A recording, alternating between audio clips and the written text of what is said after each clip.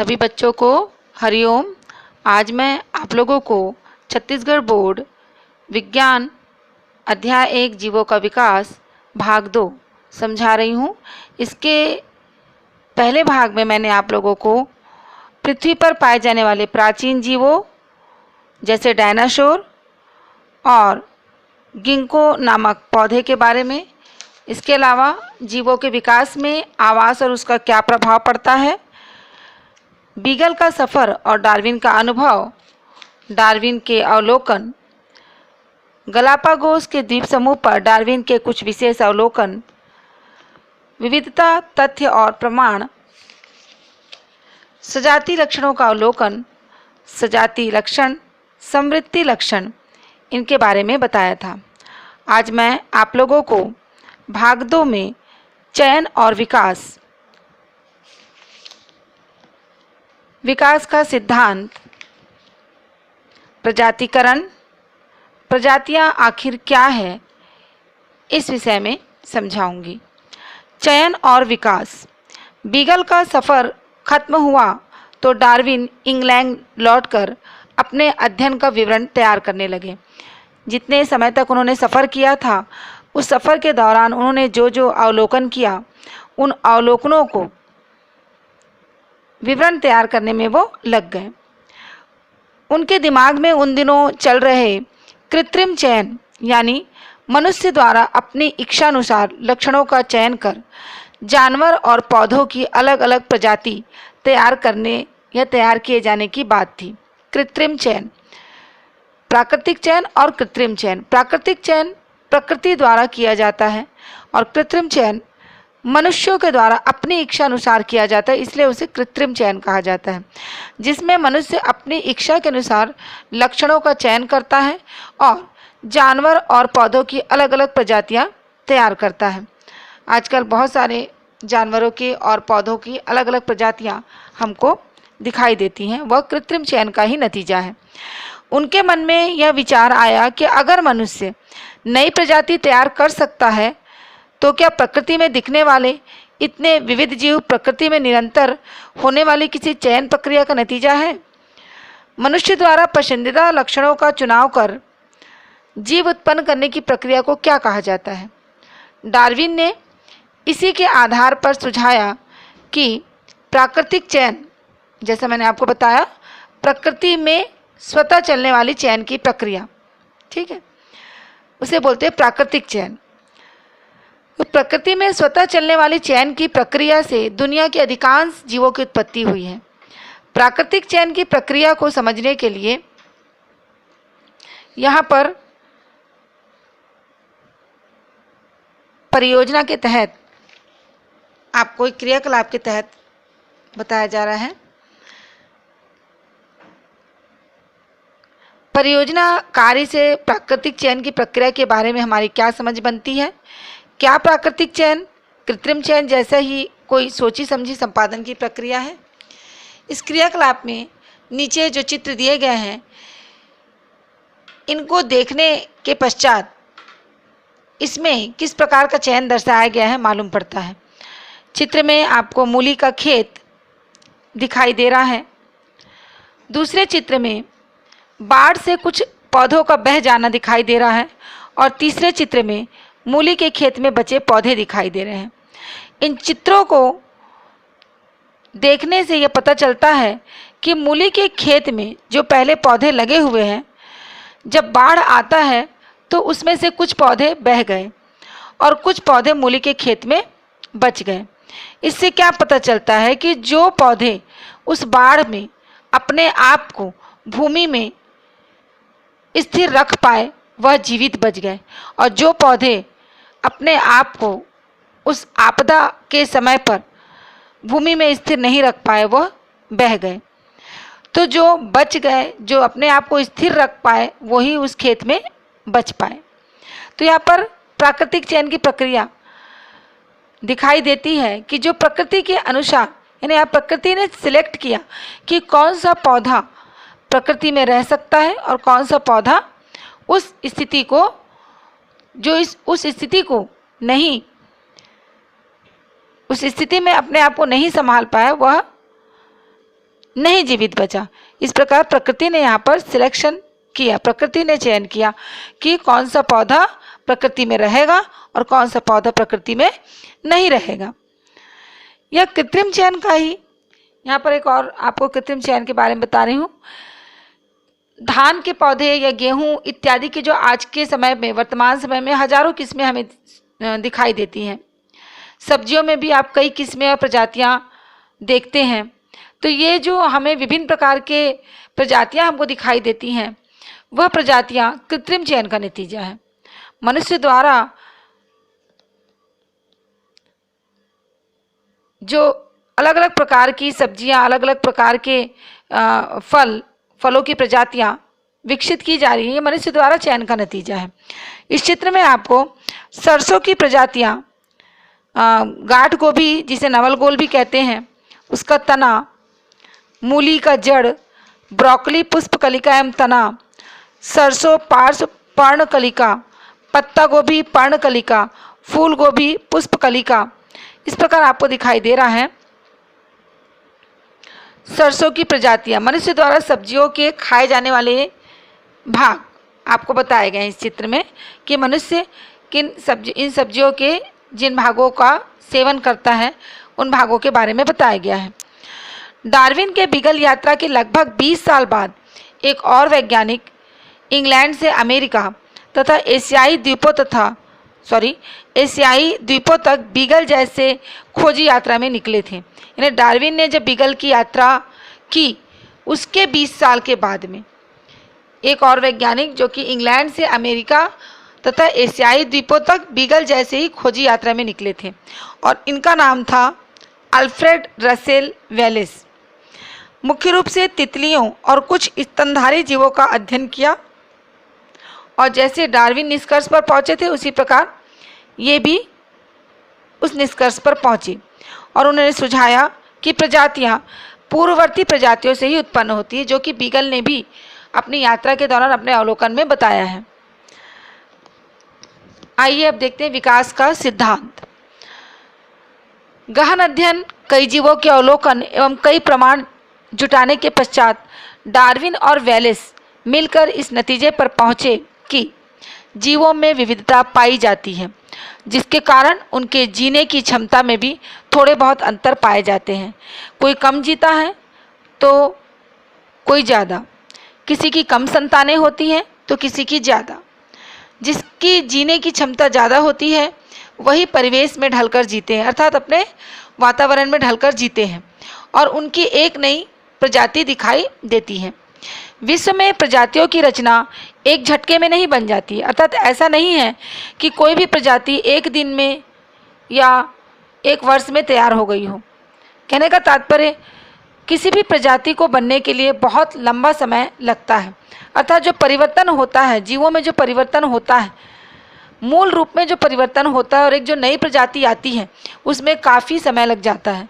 तो विश्व में प्रजातियों की रचना एक झटके में नहीं बल्कि पहले से मौजूद प्रजातियों से होती है और बहुत लंबे समय के पश्चात होती है। विविध जीवों की उत्पत्ति एक समान पूर्वजों से हुई है, इसलिए विकास की प्रक्रिया को एक शाखित पेड़ के रूप में दर्शाया जा सकता है। किसी भी जगह की जनसंख्या में पाए जाने वाले जीवों में विभिन्नताएं होती हैं। इनमें से कुछ विभिन्नताएं ही एक पीढ़ी से दूसरी पीढ़ी में जाती हैं। यहाँ पर इस चित्र में आपको फिंचों की वंशावली का शाखित पेड़ दिखाई दे रहा है, जिसमें फिंच की वंशावली दिखाई गई है। आपको पहले भी इसके पहले भाग में बताया था कि फिंच के चोंच में अत्यधिक विविधता पाई जाती थी। और क्यों पाई जाती थी? क्योंकि फिंच अलग अलग जगहों पर पाए जाते थे और वहाँ का भोज्य पदार्थ अलग अलग प्रकार का रहता था, जिसके कारण से उनके चोंचों में विविधता स्थायी होने लग गई। तो उसी आधार पर यहाँ पर फिंच की वंशावली का शाखित पेड़ दिखाया गया है। बीज खाने वाले फिंच, कैक्टस के फूल खाने वाले फिंच, ज़मीन पर रहने वाले फिंच, पेड़ों पर रहने वाले फिंच, कीड़े खाने वाले फिंच, कलियाँ खाने वाले फिंच, गाने वाले फिंच, दक्षिण अमेरिका के इलाके के विविध फिंच के चित्र। यानी यहाँ पर आपको स्टार्ट कहाँ से हो रहा है? दक्षिण अमेरिका के इलाके के विविध फिंच के चित्र, वहाँ से फिर ये शाखा बन रही है गाने वाले फिंच, ज़मीन पर रहने वाले फिंच, फिर पेड़ पर रहने वाले फिंच, ये 2 शाखाएं बन गई। फिर वहाँ से फिर कलियाँ खाने वाले फिंच, कीड़े खाने वाले फिंच, ज़मीन पर रहने वाले फिंचों में भी आपको शाखा दिखाई दे रही है, जिसमें बीज खाने वाले फिंच, कैक्टस के फूल खाने वाले फिंच। इस प्रकार से ये पूरे फिंचों की वंशावली का साखी चित्र यहाँ पर दिखाई दे रहा है, जिससे यह पता चलता है कि जीवों में विविधताएं पाई जाती हैं। हर प्राणी विशेष का अस्तित्व बनाए रखने के लिए उनमें कुछ खास विभिन्नताएं होती हैं। एक प्रजाति में यह विभिन्नताएं एक पीढ़ी से दूसरी पीढ़ी तक पहुंचती हैं, तो धीरे धीरे संतान पीढ़ी जनक पीढ़ी से भिन्न होती रहती हैं। अर्थात विभिन्नता एक पीढ़ी से दूसरी पीढ़ी तक तो पहुंचती है, लेकिन धीरे धीरे संतान पीढ़ी जो होती है वह अपनी जनक पीढ़ी से भिन्न होने लग जाती है और एक नई प्रजाति का रूप ले लेती है, क्योंकि पूर्ण रूप से जनक पीढ़ी के पूरे गुण संतान पीढ़ी में नहीं आते हैं। ऐसे ही कुछ विभिन्नताओं से होता है और किसी परिस्थिति में ये लाभदायक सिद्ध होते हैं। तो प्रजातियों का विकास पीढ़ी दर पीढ़ी पहुँचने वाली ऐसी ही कुछ विभिन्नताओं से होता है। लाभदायक भिन्नताओं वाली विविध प्रजातियां किसी आवास में पनपने लगती हैं और समय के साथ इन प्रजातियों की आबादी में वृद्धि होती रहती है, जो पहले से उपस्थित प्रजातियों की आबादी को प्रभावित करता है। उस आवास में जीने के लिए ज़्यादा सक्षम प्रजातियों की आबादी अन्य प्रजातियों की आबादी का स्थान लेने लग जाती है। यानी जो आबादी वहाँ पर रहने के लिए अपने आप को ज़्यादा सक्षम समझता है, वह स्वाभाविक तौर पर अपने आप को वहाँ पर जमाने के लिए संघर्ष करेगा, और जो प्रजाति वहाँ पर अपने आप को नहीं रख पाएगा वह उस स्थान से हटा दिया जाएगा। इस प्रकार प्रजातियों की आबादी में क्रमशः बदलाव होता है, जिससे जीवों का विकास चलता रहता है। जैव विकास के सिद्धांत एवं उसे प्रतिपादित करने का विवरण डार्विन द्वारा लिखित पुस्तक on the origin of species by natural selection तथा वेलेस द्वारा लिखित पुस्तक डार्विनिज्म में मिलता है, और ये पुस्तकें क्रमशः सन 1859 और 1889 में छपी थी। इसके बाद में आप लोगों को प्रजातिकरण के बारे में बताऊंगी कि प्रजातिकरण क्या होता है। प्रजातिकरण, अनुकूलन और प्रजातिकरण। जैसा कि हम पढ़ चुके हैं कि फिंच पक्षी की विविधता खाद्य संसाधनों के अनुसार नजर आई थी और समय के अनुसार अलग अलग टापू उनका आवास बन गए। इस तरह समय के साथ किसी जीव का अपने आवास में ढल जाने की प्रक्रिया को ही अनुकूलन कहते हैं। किसी जीव का अपने आवास में ढल जाने की प्रक्रिया, यानी जैसा उसका आवास है उसका उसके आधार पर ढल जाना, यही प्रक्रिया अनुकूलन कहलाती है। अपने आवास में अनुकूलित जीवों की आबादी समय के साथ बढ़ती रहती है। क्या डायनासोर अपने आवास में अनुकूलित नहीं रह पाए जिससे वे विलुप्त हो गए? इसी प्रकार कुटुम्बसर गुफा की कानी मछली, जो आपने कक्षा 9 में पढ़ा है, कैसे अपने ही वंश की मछलियों से अलग हो गई और अपने आवास में अनुकूलित हो गई? इस प्रकार के प्रश्न मस्तिष्क में पुनः आते हैं। हमने पढ़ा कि दक्षिण अमेरिका के महाद्वीप के फिंच की एक प्रजाति से गलापागोस के द्वीपों पर विविध प्रकार के प्रजाति के फिंच बने, जो अलग अलग आवास में पनपने लगे। तो ये जो फिंच थे वो कहाँ पर, इनका मूल स्थान क्या था? दक्षिण अमेरिका के महाद्वीप गलापागोस के द्वीपों पर विविध प्रकार के प्रजाति के फिंच बने।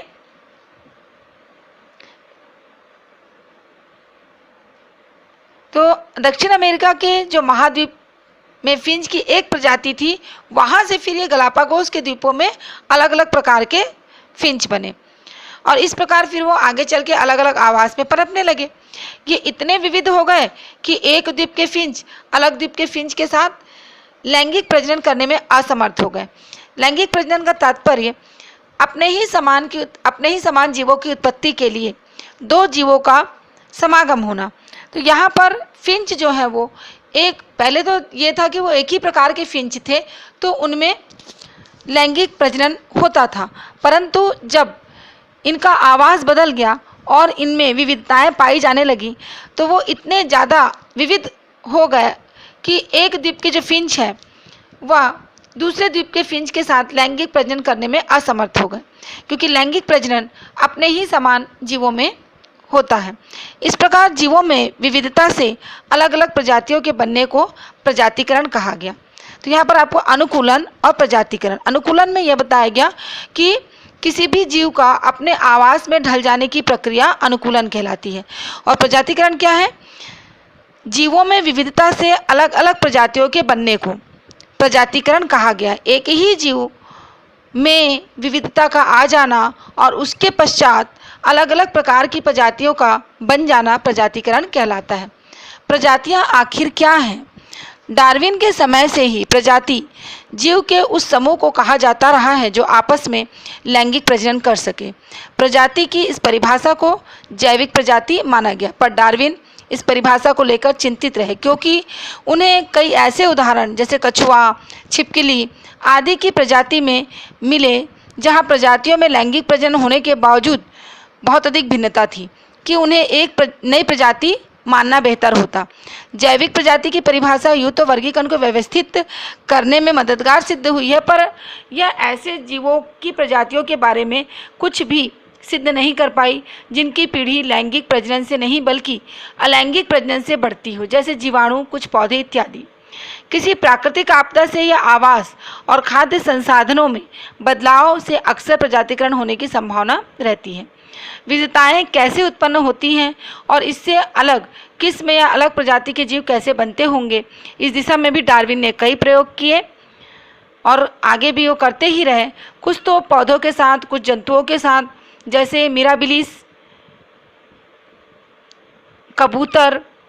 विविधताओं के साधनों के बारे में डार्विन के ही समसामयिक ग्रेगर जॉन मेंडल के अध्ययनों का उल्लेखनीय योगदान रहा है, और ग्रेगर जॉन मेंडल को आनुवंशिकी का जनक भी कहते हैं, जिन्होंने मटर के पौधे पर उनके अलग अलग लक्षणों के आधार पर आनुवंशिक गुणों के बारे में बताया भी है।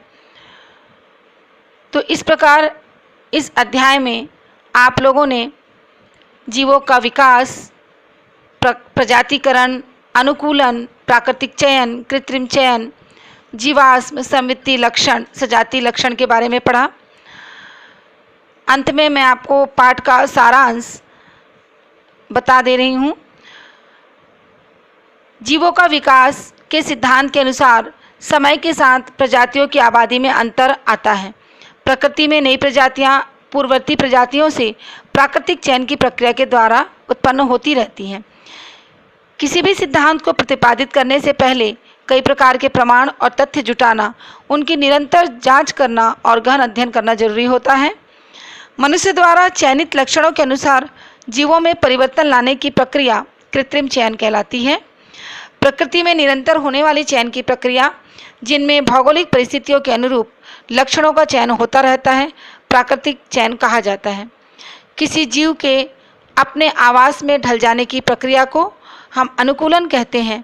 अपने आवास में अनुकूलित जीवों की आबादी समय के साथ बढ़ती रहती है। प्रजाति या जीवों का ऐसा समूह जो आपस में लैंगिक प्रजनन कर सके जैविक प्रजाति माना गया है। विविध जीवों की उत्पत्ति एक समान पूर्वज से हुई है, इसलिए विकास की प्रक्रिया को एक शाखित पेड़ के रूप में दर्शाया जा सकता है। इस प्रकार यहाँ पर यह अध्याय जीवों का विकास समाप्त होता है। उम्मीद है आप लोगों को यह लेसन समझ में आया होगा। धन्यवाद।